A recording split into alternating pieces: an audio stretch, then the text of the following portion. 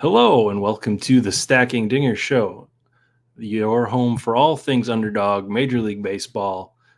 You can check out our Substack at stackingdingers.com to get this show, all of our and any of the other work that we put together out there right into your inbox. I am Matthew, aka Sheep, aka Dark Sheep, and you can find me on Twitter at D4RKSH33P _. Fellow Stacking Dinger member Chris is here, the spreadsheet master.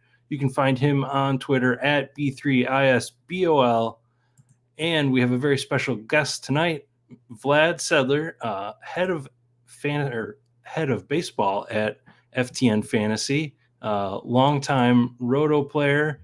He is, of course, at RotoGut on Twitter. What's up, guys? How are you doing? Fantastic. Thank you guys for having me on. This is cool.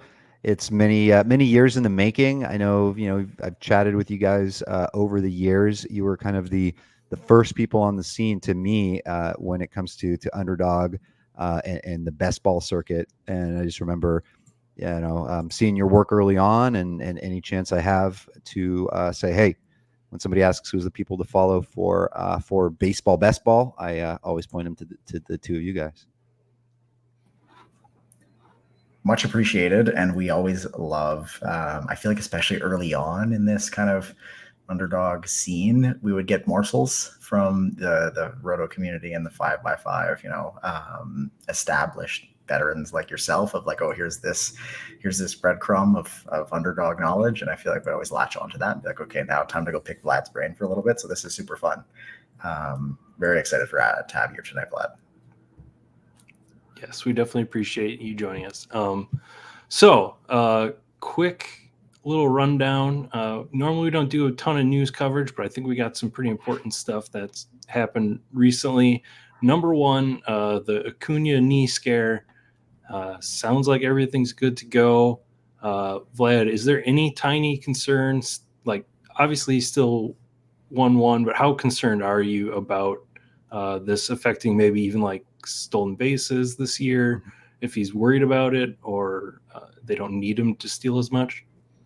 Yeah, it's very possible. I mean, I think last year was massive, and for those that play just like standard 5x5 roto, I mean, I think most people know it was the greatest fantasy season ever, and that just topped Aaron Judge from obviously a couple of years ago. And obviously, it's just a different landscape because many years ago, or just like over the years, there was a huge there was less of a gap between a top player and the rest. So usually, even in the 90s and the Rockies heydays, the Bon Sosa days, and McGuire, there were always a lot of players up there. And Acuna really stood out. His fantasy value was incredible. And you're not seeing many people project him even close to that, which is fine. I mean, he could still be 80% of what he was last season, 75% even, and still earn number one value over the rest. I think there's obviously a natural concern in general. Everything has just been going smoothly. Everyone that gets the number one pick is ecstatic. But as we know in baseball and in life, nothing ever goes so smoothly. So nothing that's just shocking, because all those months of not getting number one picks, I'm always thinking like, what is this? I know there's no like universal connection to me. It's not like the universe is doing me a favor here by never giving me a one, but like nothing can go that smoothly. And so this is a nice little wake-up call for everybody. So Chris, the other guys, we got like a realm of pitchers. Is there any like any of the injured pitchers that you're like still interested in on Underdog? Or are you just like, you don't want to start with an injured pitcher?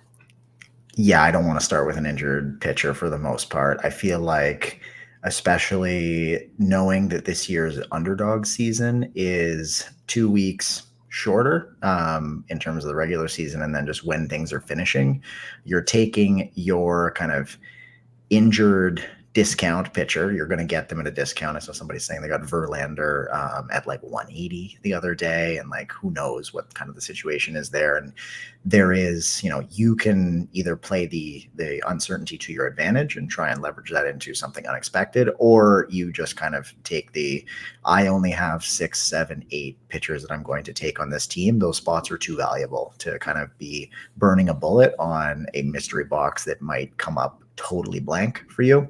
So I think that depends on A, your risk tolerance, B, your team construction, and C, kind of like where you're at in your draft and what you feel like the best way to finish off your roster. But just have the thought in your mind as well that these guys that are currently injured and maybe are going to start this season injured will be joined by the currently healthy pitchers on your team. You're not getting all these guys through to the end healthy. So just know that because you're picking an injured guy doesn't guarantee that your healthy guys will also stay healthy from now till the season starting, from the season starting to the season ending. So just think about that when you're thinking about pitchers.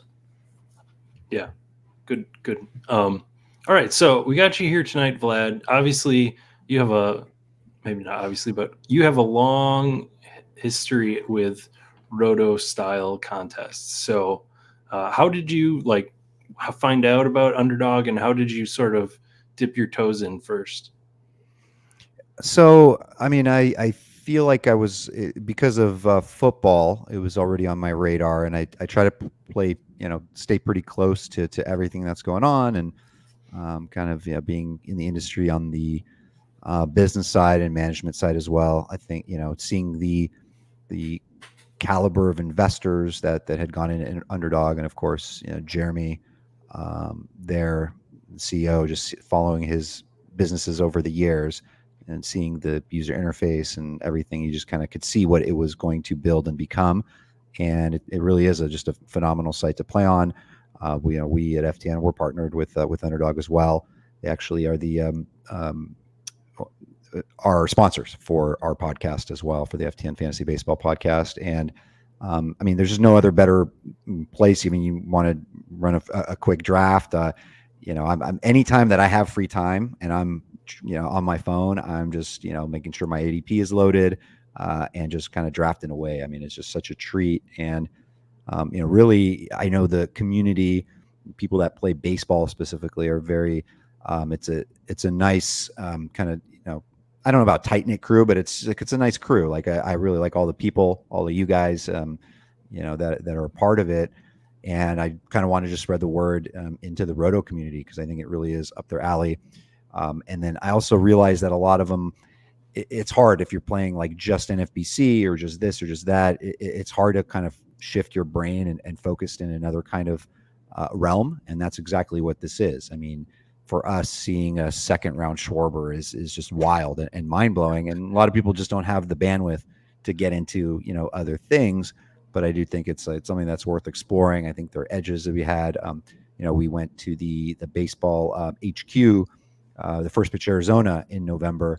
And there, Brendan Tuma from Underdog did a presentation. There were so many people that were super interested, specifically roto people. And it was nice to see, these players have been playing for like 30 years, come into the, to First Pitch for 30 years. And like, oh, what's this Underdog? Oh my God, this is amazing. So there's just so much more word to spread and exposure. And I just want to be a part of that in any way. I don't know if that actually answered your question. I forgot what your original question was. No, that is. I like to rant. No, that's exactly what I was looking to.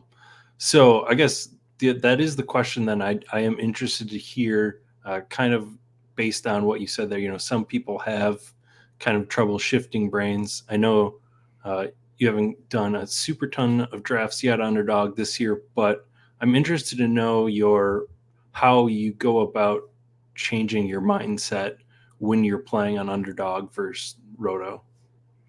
Yeah, so with the projections that I do on at FTN, and they're the FTN VDP projections, so I have a lot of sort of view of I'm very in tune to everything that's happening every single day. Like I'm eating, breathing, sleeping baseball, and really all it is just kind of accessing a different part of your brain to get into this, and just remembering the scoring system and the setup, understanding the market and where players fall differently, what type of player archetype is better suited for this type of thing. Looking back at my past contests, looking at my mistakes, different types of builds, things I did differently, reassessing every year. I mean, all that is important, but just, for the most part, this is I'm not looking for balance like I am in Roto. There are no saves.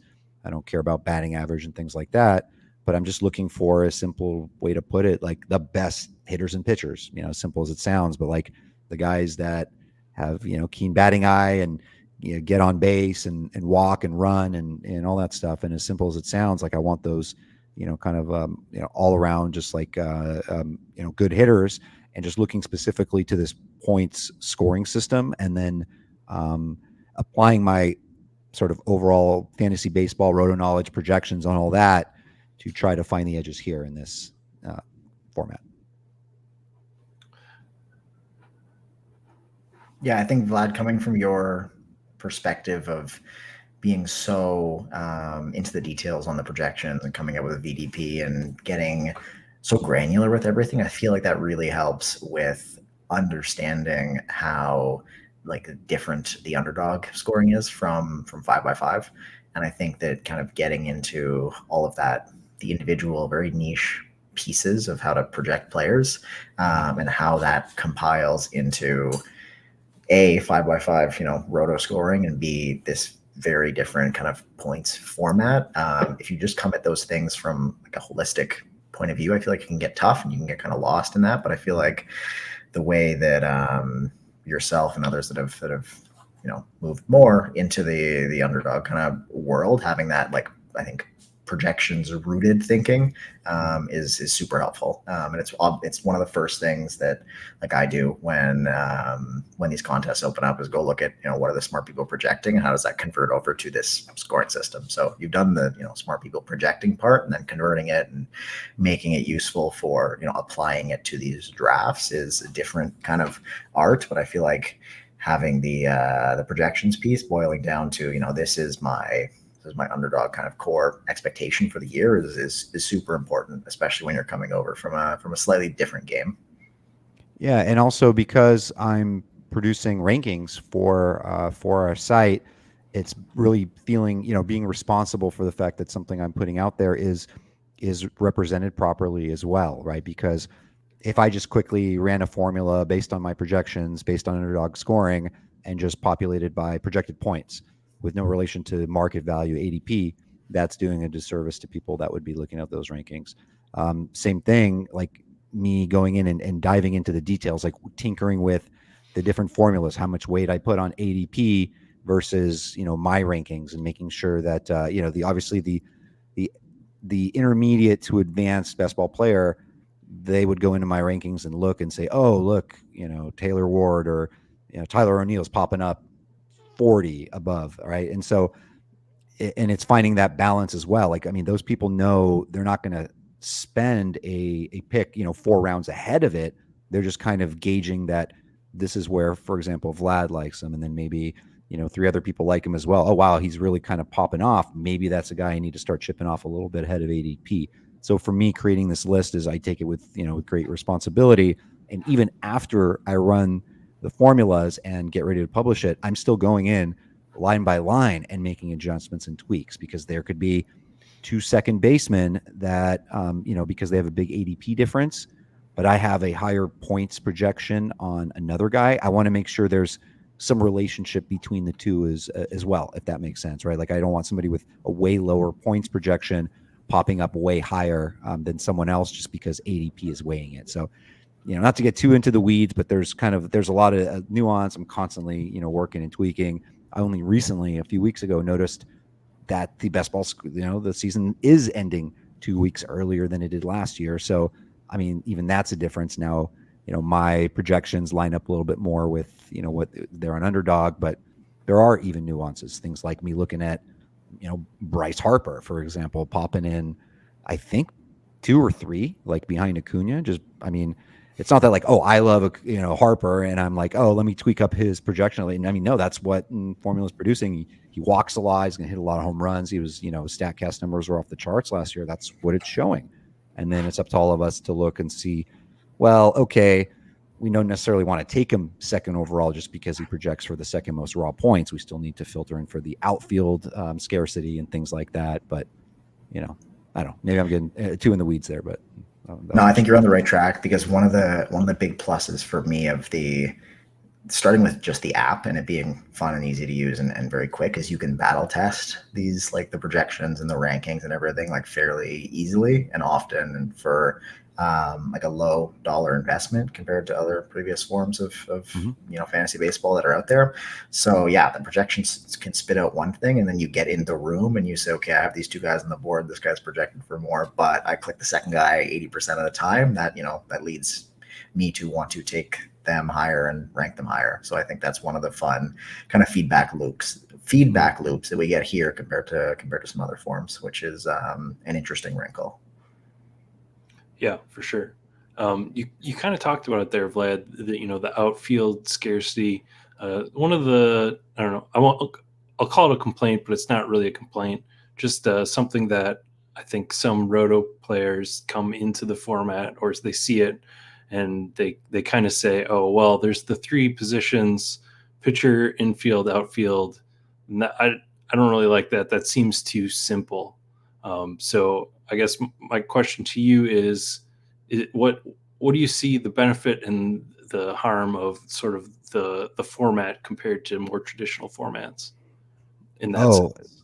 yeah, simplicity. What appears as simplicity is quite the opposite, which makes it even more exciting. It's one of the reasons why if you take like a season 15 team roto high stakes guy and you pop him into a 10-team league, he wouldn't know what the heck to do. And it's because you have more options, more things to think about, information overload, and it may seem simple, but there really is something to it, right? Like it's hard for me to wrap my head around the type of outfielders that are going in the third, fourth round. It doesn't, for a roto player, it doesn't make logical sense. But when you have like the projections and then the formulaic output for the scoring system, it starts to paint a better picture for you and it starts to make a little bit more sense. Not to say it's perfect, not to say I think that everyone is doing it right. They might be doing it right in terms of the fact that outfield is scarce in general, but how do you know for a fact that the tier 3 outfielders going around 80 to 120 aren't beating out a lot of those guys in the 30 to 60 range? So those are the things that I'm kind of questioning and testing. And there are a lot of players I like later, a lot of those breakout guys that I've been able to identify over the years. They're really popping out to me, so I have no problem drafting them a little bit ahead of the market. So I know before when you came out, before you came out with your rankings, one of the things that you and I messaged a little bit about was how you value players that are going to maybe project for lower playing time, but higher points per plate appearance type of thing. Um, I know you said you got all your formulas, but where have you kind of come on now that you've had a chance to reflect on the initial rankings and make some changes on just playing time versus projected points per plate appearance type stuff? Yeah, because in honesty, like if you're just looking on the straight, if you're weighing too much on the raw projections, it doesn't yet account for potential increases in plate appearances, right? Like you go to if you populate any other public projection system or any public projection system into this points formula, they're going to be rather cautious, and especially with the younger guys. Only recently are you starting to see plate appearance bumps with somebody like Wyatt Langford, right? And then something that's like we've seen with him this week is going to have an extreme input in the market. It's just we've been craving baseball this time. Now it's in front of our face and he's hitting a couple home runs and just looks like he belongs on the team. So there's going to be just like an obvious bump, like this ripple effect throughout the whole industry. And when I first started doing my rankings, I was more bearish on those kind of guys. Like I remember I was telling you, I was like, oh, well, look at this. I got Jackson Churio because I have him for under 500 plate appearances. He's got him way down, like a couple rounds below ADP.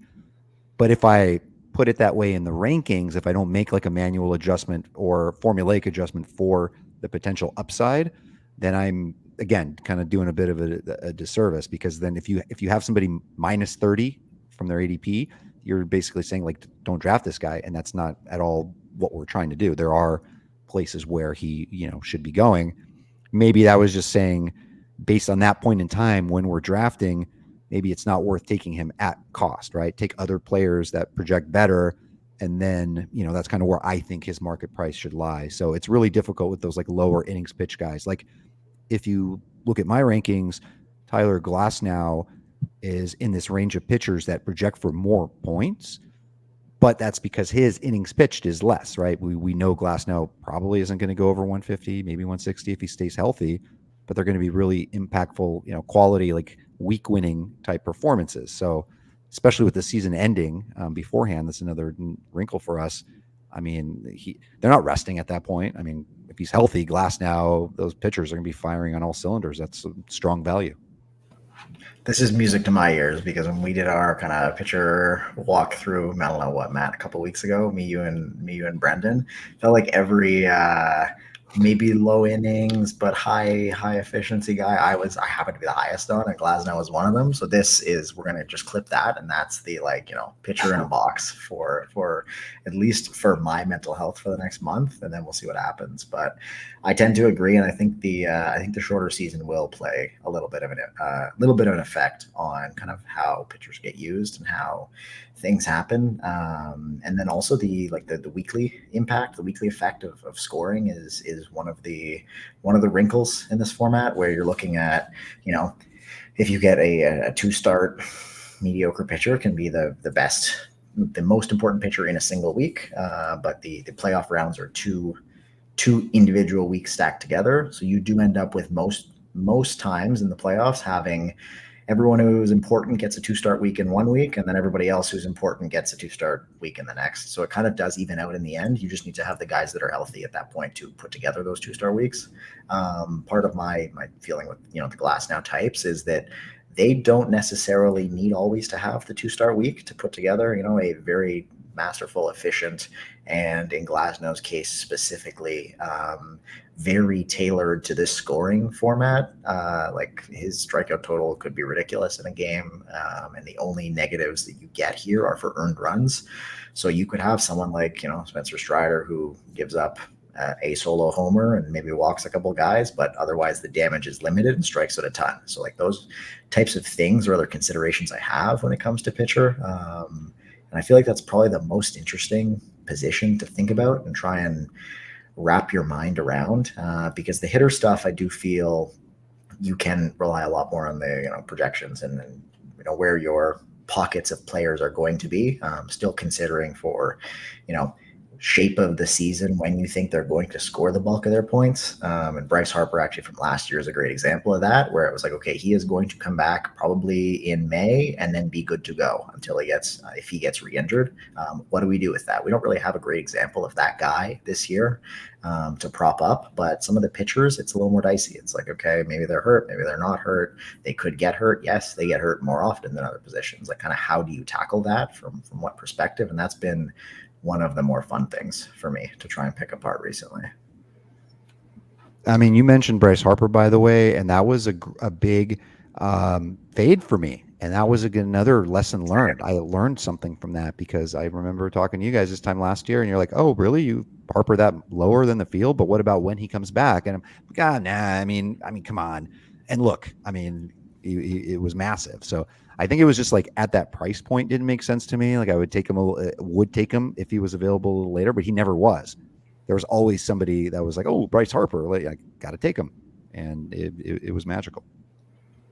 Yeah, I think that's like the biggest change in my mindset over the last few years, is just like when I started, it was just straight up taking projections and converting over, because I mean at that point nobody was even doing that, so I felt like I had a little bit of an edge.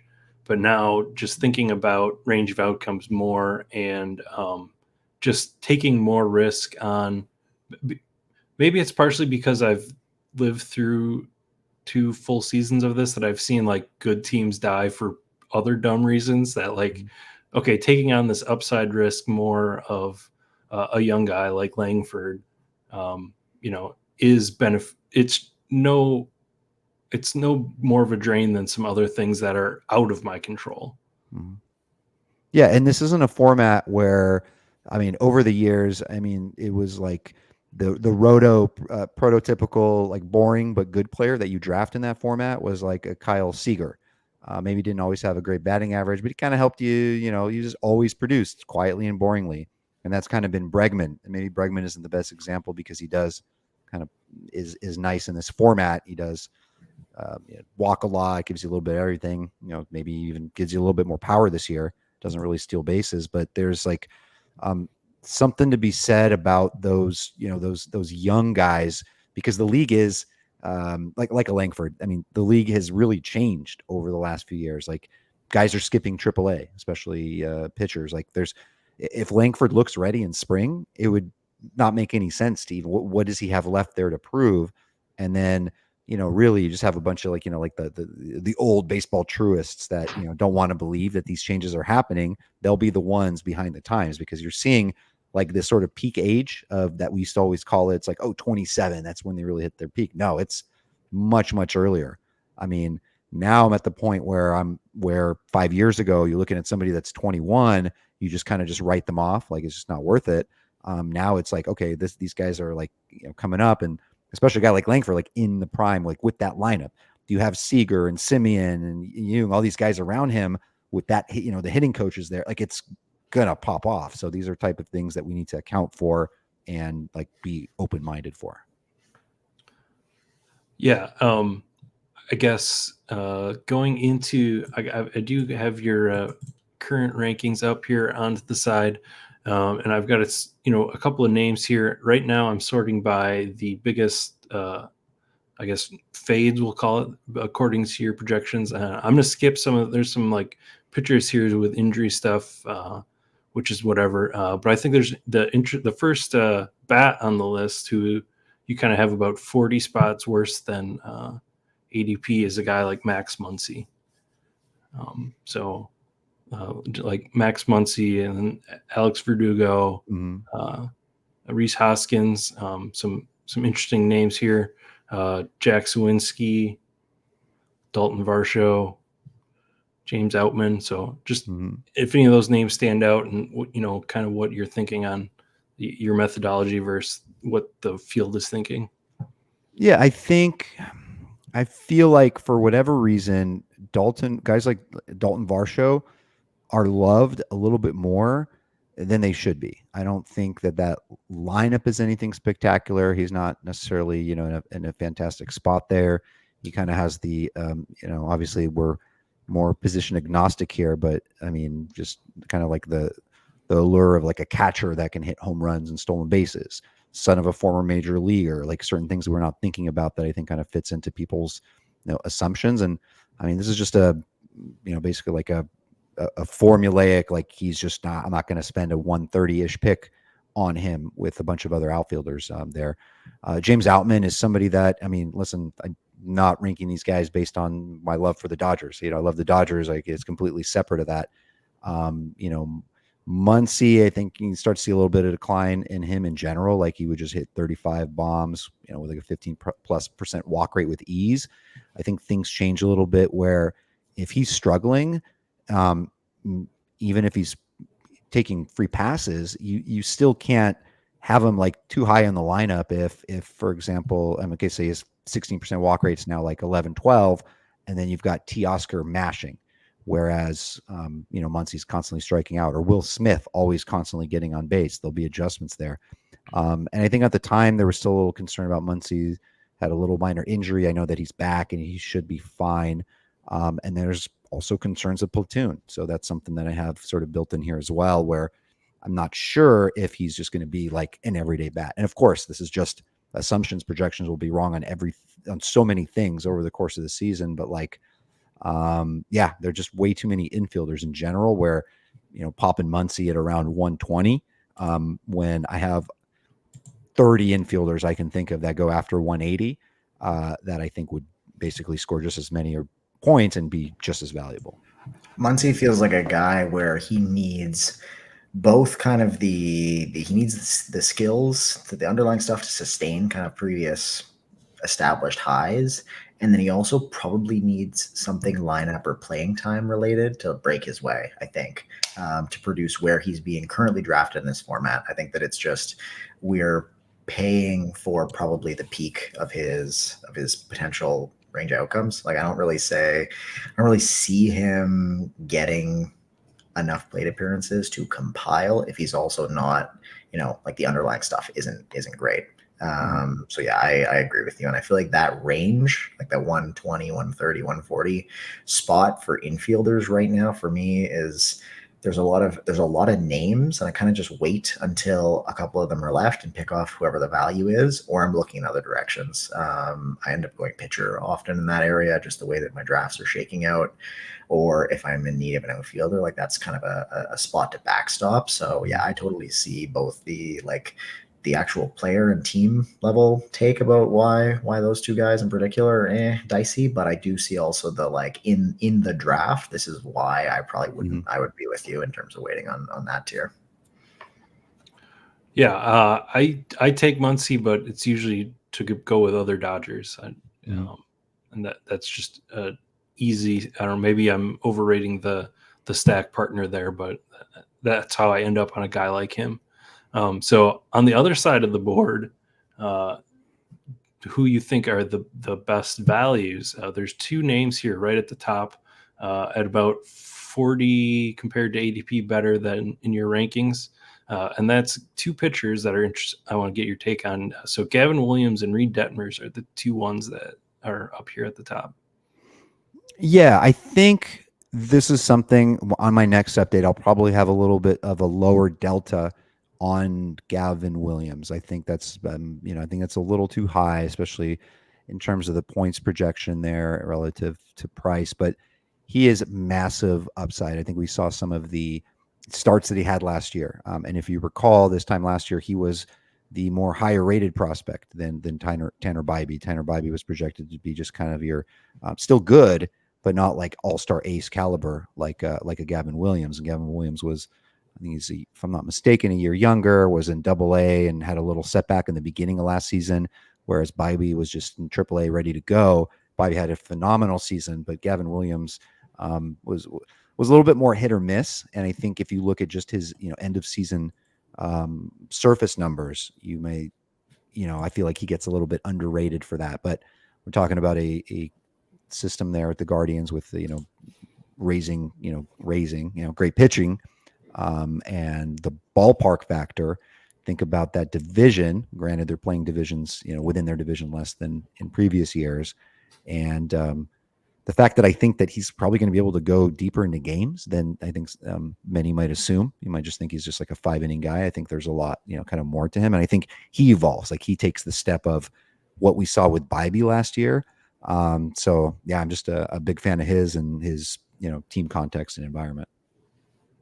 Yeah, and the other one, Reed Detmers, kind of a guy who's been up and down in terms of skill and success. I guess just generally, do you think the upper side of his profile is sustainable, or is he always going to be sort of this bouncing around kind of guy? I think that whatever the Angels were doing last year with their pitchers were broken. And you get Barry Enright joining the staff there under Ron Washington. I think probably get a little bit more out of their guys. Somebody like Reed Detmers is, I mean, this is now that no hitter, right? But he's a couple years now. It was a no hitter, right? Yeah. Detmers. All of a sudden, I'm blanking. Yeah, Yeah. and that's kind of what he's like living off of. And I feel like maybe some of his like hype is coming from that. But he has had a lot of blowups, but I don't think he's really played to his true ace potential as a fireballer southpaw.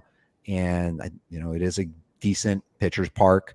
These games against the A's, even the Rangers, a lot of times they aren't like massive blowouts. These are like 4-2 games a lot of times, but he's going to have a lot of strikeouts. He's healthy. He's getting 180 innings. He's going to throw. He's going to be close to 200 plus strikeouts, and I think he has some some corrections with the ratios. I just think he's solid, and I think we're going to see a lot better out of these Angels pitchers this year. All right, and then I think the last thing before we send you on your way, I think the counterpoint to the Max Muncy is you have a group of infielders here as good values. Alec Boehm, Christian Encarnacion Strand, Ryan Mountcastle, Jorge Polanco, Matt Chapman. So yeah, I think that, highlights what you're saying about the, 30 some guys that are going later that you like too.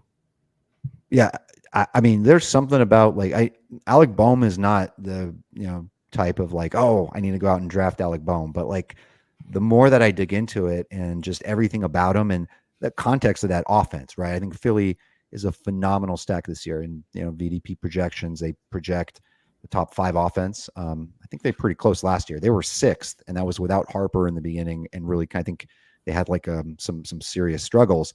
But this lineup is legit. He's a big part of that, and he basically almost drove in 90 runs, like in his sleep or by accident. You know what I mean? Like it was just like amazing. The guy had like almost 90 RBI, and he hits for contact, and I think there's some room for power there.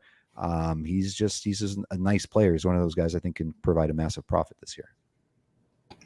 Yeah, I agree. I don't see why he can't be the like Castellanos cog that he was last year for the Phillies, where he's just like the third or fourth best hitter on a daily basis for them, and finds himself into stats based on the lineup that he's hitting in and the parks he's playing in and the guys that are surrounding him. Essentially, he's like just good enough and hits the ball just hard enough that if he figures out a couple minor tweaks, I feel like I'm with you. Like the pieces could fall into place, and the price for where he's going, I think, is totally solid, especially when you do have the opportunity to take, if you take one of the early Phillies or 2 of the early Phillies, like just love throwing him in as a stack. He's going to be out there as much as possible, and like they're going to run him out there. He's going to be on your team. He's going to be producing as long as he's healthy. Yeah, and that doesn't even include last year, Trey struggling for a good portion of the season too. That overlapped with Harper's kind of missing power and stuff. All right, so Vlad, I know you got to get going to put your kid to bed, but we do appreciate you joining us, taking time out of your busy FTN schedule. If you haven't checked out the FTN just draft guide and roto package, and you do play that, I highly recommend it. If you're doing any NFBC, I like your fab article is where I start for the couple of teams that I play with each year. So we really appreciate it. Check you out at RotoGut. So yeah, thanks for joining us, Guys. This is great. Thank you. And I'm like pumped. I think while I'm, putting my kids to bed, I might be try to draft some of my players there, build some Phillies and Ranger stacks. Thank you for having me. All right. Thank you.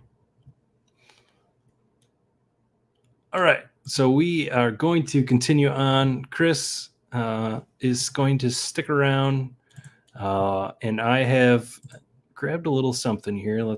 For those of you watching, this is something, Chris, I didn't really tell you what I was going to do, but this is something that I do kind of every season at some point. I go onto Fangraphs and I just kind of check my priors as far as what teams I think are, like usually it happens after I stack a bunch of the same teams over and over, and like just as a check on it. You need to know they're not going to be maybe terrible. Is kind of what you're.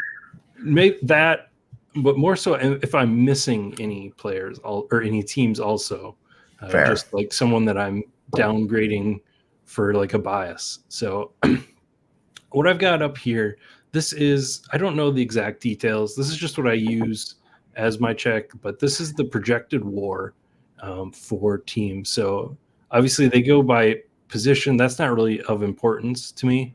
And when we're building underdog lineups, like I don't care about the total team WAR. Really, what I'm interested more in is this projected WAR for batters.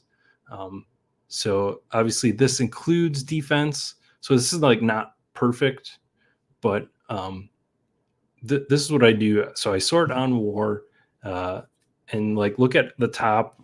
So going from the top here, Braves, that makes sense. And the other thing I'm thinking about as I'm doing this is like ADP costs of like the key pieces of the stack compared to the team rank. So Braves, obviously, they've got a huge cost. Pretty much everybody's, like, even Jared Kelenic is 120, which if he had been still on Seattle, he'd be what, 160? I don't know. So that makes sense. Yankees are interesting because they, after the top two of Judge and Soto, they kind of fall off in ADP. They're number two and almost the same as the Braves. So do you think, are we undervaluing maybe some of these other pieces of the Yankees? Maybe. I think the one that I'm drawn to a little bit when I'm looking to fill out those Judge or Soto teams is Rizzo. I probably click his name the most out of the like other random Yankees as I'm just scrolling the list here. There's also just a bunch of names that I don't want to click. Like even DJ LeMahieu leading off, I don't want to click that. Like I have no interest. I'm not a Glaber guy, which is maybe not great, but I feel like he's so it's like the knife's edge of putting together a terrible year or a great year, depending on the context. So he falls in a range too that I don't love, kind of paying. I feel like I'm paying full cost for him. I feel like there's no discount whatsoever, and his things kind of being built into it. Volpe feels similar. Are we certain that he's going to be a great hitter or even a good hitter in the majors? Like I don't know what that looks like. So I think they have a lot of guys, which is probably propping up this total. But I don't know if there's really that many pieces that I love clicking besides Rizzo late and cheap, I guess. Yeah, I'm very similar. I'll take Glaber, but Rizzo's usually the simple guy at the end to add. So I think the other thing that surprised me the most when I was sort of looking at this before we did this is Dodgers being fourth on here. Obviously, they're 0.1 different than the Astros, so, and whatever. But thinking about the top end of that lineup, I'm kind of surprised that they're not higher on this list. I think part of it might be kind of what we touched on with Vlad is just that after the big three like locked in, here's max ABs no matter what, essentially barring injury. There's a lot of mixing and matching and a lot of like Will Smith not at max plate appearances, Max Muncy not at max plate appearances. Like they have a ton of options to throw out there, but again, kind of it's very spread out. And maybe the way that these projections are coming together for WAR specifically, it could just be like a sum of the parts is not as good as the whole kind of deal. Like just the way that they project on paper is not as good as the actual product that gets put out on the field night in, night out. Because I think we know that just they're one of the smartest teams in terms of putting together, the optimal lineup and the optimal approach. And part of that is using their whole roster.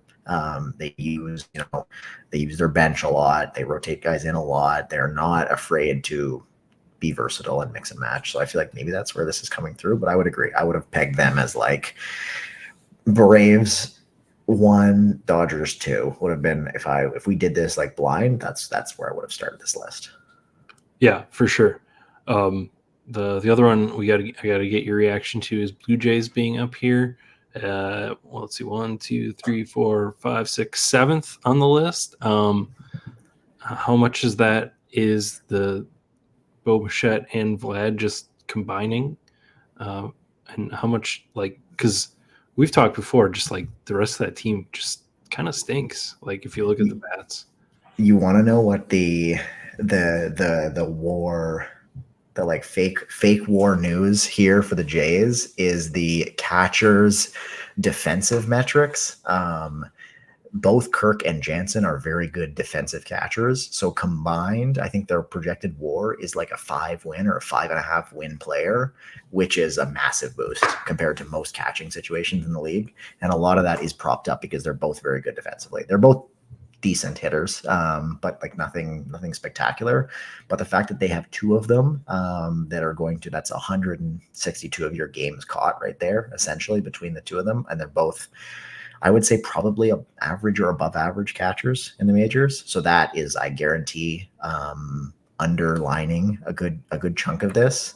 But like, yeah, you're right. Aside from that, like this, I wish I could be more optimistic. But like, if there is no Vlad progression or Bo next step or Springer returning to previous efficiency, like this lineup's dead. Like there's just not a lot behind those top couple guys unless we get like an out of nowhere, Biggio takes the leap, which ain't happening.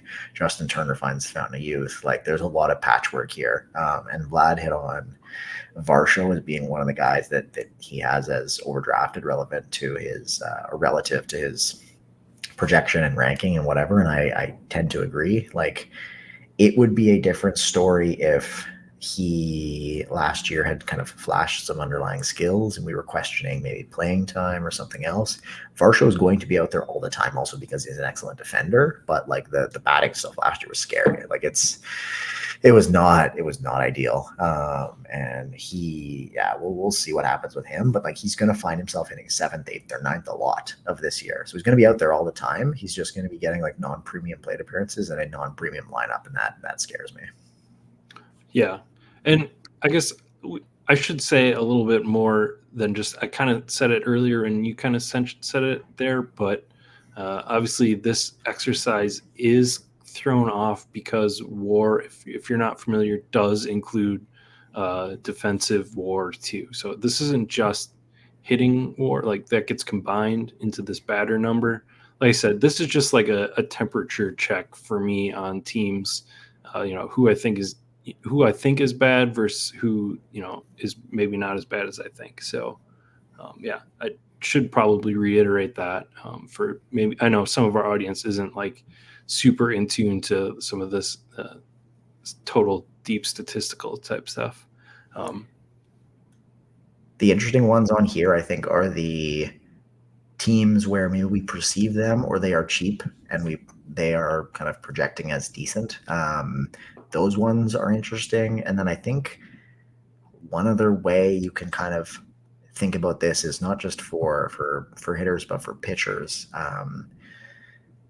Good teams produce high scoring underdog pitchers.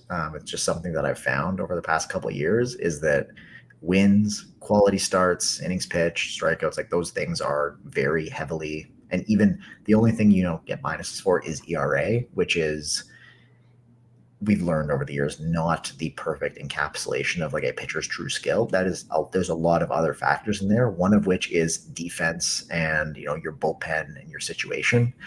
So good teams just inflate kind of their pitchers, like win totals. You hang on to more wins if you don't have a bad bullpen kind of thing.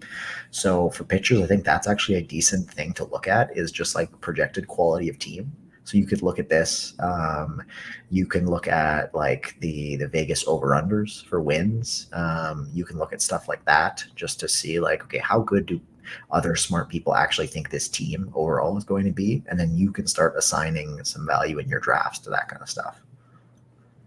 Yeah, that's a great idea. Let's go now to the other side of the board here, and I don't think there's too much surprise down here. We have Rockies, Nationals, Athletics, White Sox, Marlins, Pirates, Royals. So this is interesting. Like in my mind, I have them because it goes Royals, Tigers. So I guess in my mind, I have the Royals a little bit worse than this. So that, and maybe I think there's a little more positive hype on the Tigers. Obviously, when you include pitching, it's not exactly the same. But as far as their offense, they're kind of more similar than I expect. The Royals one is very interesting to me, and there's definitely a good chunk of that is Bobby Witt just dragging this corpse of a roster to the promised land. But just scrolling through kind of the other players in this team, like Vinny P is a 1.0 two win kind of guy. Like he's decent, solid, like he's a very good kind of guy where he's going. The catchers chip in a little bit. Michael Massey is chipping in a win. Michael Garcia, okay. And then like the outfield is kind of a mess, just with guys spread around.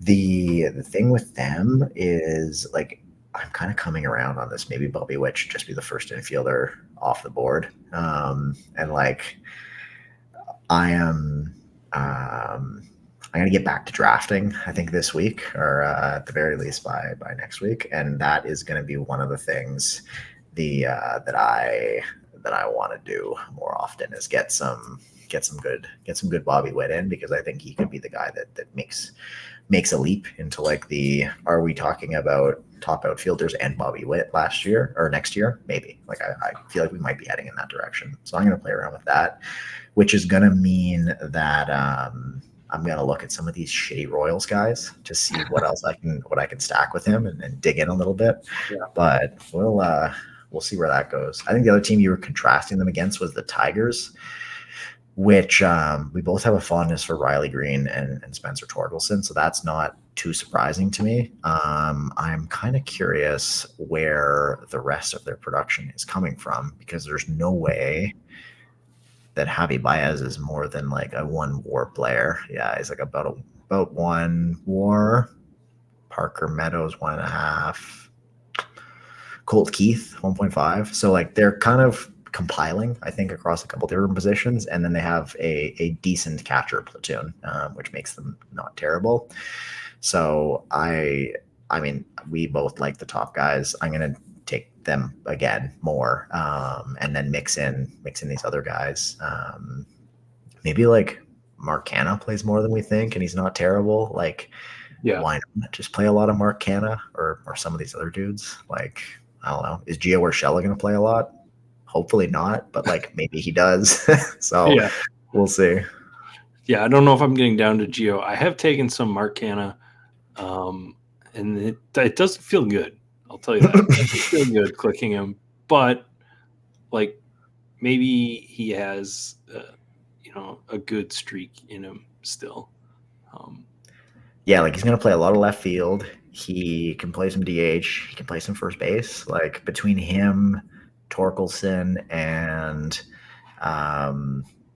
Kerry Carpenter, like those are probably some names that are going to play. And like when Canha's in the lineup, he's hitting what, 5th maybe, like Maybe, probably yeah. in that range. Like it's not going to be actually I'm looking at roster reserves right now. Yeah, 5th is what they have him projected against righties. Parker Meadows as the projected leadoff guy, like maybe that's interesting. Maybe that's kind of where I want to go a little more with some of these Tiger stacks, just to be like, if Green and Torkelson are good, then either Meadows is dust and gets replaced by somebody else, or he is carried to an inflated total. So that's one to file away for later, I think, for me. I'm gonna write that down. Yeah, I do not know what to do with Parker Meadows, just because I don't see the upside in his profile. But then why am I taking Mark Canha if I need an upside guy, outfielder at that point? Exactly. I do have one more team on here that really surprises me here in this. Maybe this is being dragged down by defensive war, but the Phillies here at kind of this bottom of this, there's like a glut of low 20 total win batter stuff, and just being between the Giants and the Brewers, that I guess I do need to definitely pull defense out of this one to really get the true number. But I'm surprised even then that where they're at on this list. It's kind of wild. I wonder if it's just that they're getting almost nothing from the outfield, I think, is kind of the thing here. Like between Marsh, Rojas, Whit Merrifield's playing outfield now, I guess, for them too, a little bit. Like, and then Castellanos never projects well, and especially not defensively. So that probably drags it down. If you probably did like, if you pulled out like just hitting and just like maybe top 5 or top 7 guys, I feel like they're near the top of this list just because the guys that they have that are going to be just I'm looking right now. Turner 4.5, Harper 4, Real Muto 3, Stott 2.5, Schwarber 2.5. Like between those 5 guys, like that's like a solid contingent, and then it just drops like right off into a bunch of nothing. And then Nick Castellanos was projected for 630 something plate appearances and producing 0.5 wins above replacement, which is not very efficient. So I think that must be the case for them. It's just that it's top heavy, but like the overall product ain't great at the bottom of the order for sure. Yeah.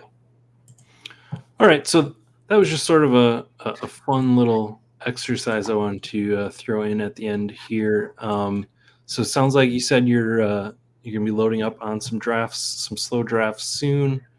I do. I will be dingering probably some perfect games, and I probably plan to do some eliminators. That's the one that I wanna get in before it shuts down, because I'm intrigued. But those are the plans for the rest of the week. Okay. I guess the simple question then is, what you've had a period to sit and stop. You've done a lot more digging on weekly projections, a lot more digging on pitchers, and you just did that awesome show with Billy on pitching. Ton of fun. So where are you at, I guess, now? So the big thing that I've come to realize is I need to be less militant about taking 6 pitchers. I've taken 6 pitchers a lot over the past 2 years, and I've also probably invested a lot of draft capital in pitcher. And I want to not back off, but even that out a little bit. In my bullpens, I was like 65% 6 pitcher, 35% 7 pitcher, and no 8 pitcher. I think I'm going to probably be closer to 50-50 for the dinger. I don't think I'm going to get to 8 pitchers still. I think that's kind of where I'm going to draw the line, because I have a hard time seeing how, unless you sun run your 12 hitters, that feels light to me. So I would rather take the risk at pitcher and move those up a little bit. I think the weekly stuff and the just attrition rate stuff that I've seen about pitcher makes me lean a little bit more in that direction. So I'm not going to get crazy with the builds. I'm going to do a ton of 7-7-6, 7-6-7, and 6-7-7 pretty much. I'm not going to really stray far from that, but that's the main game plan for the regular tourneys. For the eliminator, I'm going to play around with some 8 pitcher build stuff. I think you need a little more cushion there, just to get through weeks where either injuries or rest, or you can't be taking zeros. So I think that one I'll be more 7s, and then maybe equal amounts 8 and 6, or very few 6 and more 8s. I'm going to see how kind of that feels when I start drafting, but that's the plan for me, for the most part, macro wise. And then player wise is just going to be draft the guys they're going to stay healthy throughout the year, and that are going to to be good in the playoffs is essentially the goal for me. It's simple. Pick the best guys. Yeah. I'm at 50 with a couple of slows through the dinger. So I'm about halfway through of what I wanted to get to. So I find like this year I've got a few guys that I'm really targeting, but then around that, I'm being a little bit more flexible. I'm still getting like teams that are bubbling up to the top of the times I stack them, but I'm trying to be more absorbent of news and like actually what we're seeing in spring. Not like trying to overreact, but just seeing how teams are acting around players and being a little less stuck in some of my original ideas. Yeah, I want to especially be focusing on some lineup stuff and some playing time stuff. I feel like as we get closer to the beginning of the season, we're going to start seeing things that are more signal and less noise with those kind of things. And I want to pick up on some of those situations because I feel like you can gain an edge late. The other thing that I need to think about more, and I need you guys and everyone else out there to talk me into or out of all of the new, fun, exciting guys that are added to this player pool, because I don't have any idea what to do with them yet. The only two stances I think I'm going to have so far are out on Yamamoto and in on Wyatt Langford. But I need everyone to give me their best pitch, both directions, and see kind of where we go, because I'm unsure what to do with those guys. Yeah, I'm kind of at the same on both of those guys. It definitely looks like Langford's making the team. I don't know why he's not. I agree. It just seems for that organization at this point in time, it feels illogical for him not to. Yeah. Yeah. The thing that I want to think about more, since you said something, the thing I want to think about more is the back end of rotations, like these 4, 5, 6 guys. Like, I don't want to say I want to know who's the injury contingent guys, so much as like trying to find more people that can have impact seasons, um, even if they're starting out as like the 5th or the 6th starter. I guess like I think Louis Varlin is an interesting example of that, who right now is maybe 5, maybe 6.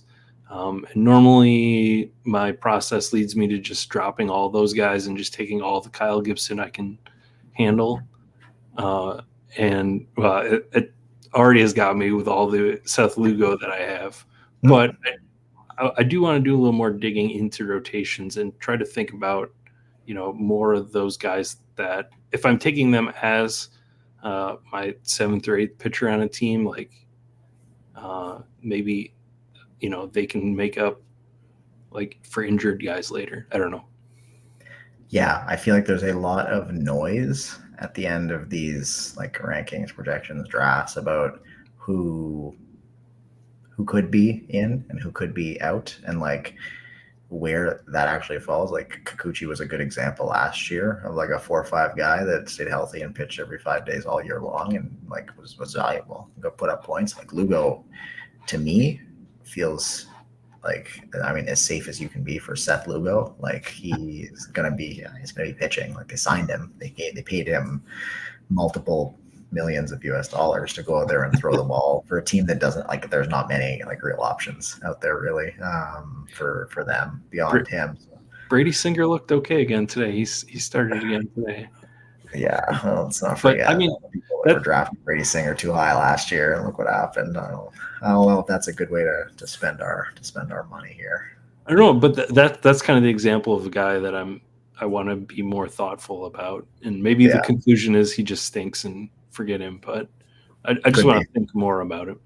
Yeah, I agree. I think there's a lot of looking at just what like ADP after 180 looks like, from 180 to 240. There is a wide range of like guys that are going to be playing every day and maybe either aren't good or are questionable playing time wise, or like, and there are just some shots out there of like why, like this is, you need to hit the 95th percentile outcome for this to be like a thing that pays off. And like pitchers, same deal. So I want to go through some of the late round guys, and then even beyond like past 240, like out into the guys that aren't being drafted as often, and see if I can uncover some like playing time guys, lineup guys, like those kinds of things where it's just like, oh, this guy might stumble into 650 plate appearances or 580 plate appearances, something like that, and just kind of see where that takes us. Because the one lovely thing about smaller rosters relative to other forms of fantasy baseball is that there are a lot of guys left on the cutting room floor here. So there's a lot of room to play with, I think, at the end of the draft to kind of go a bunch of different ways.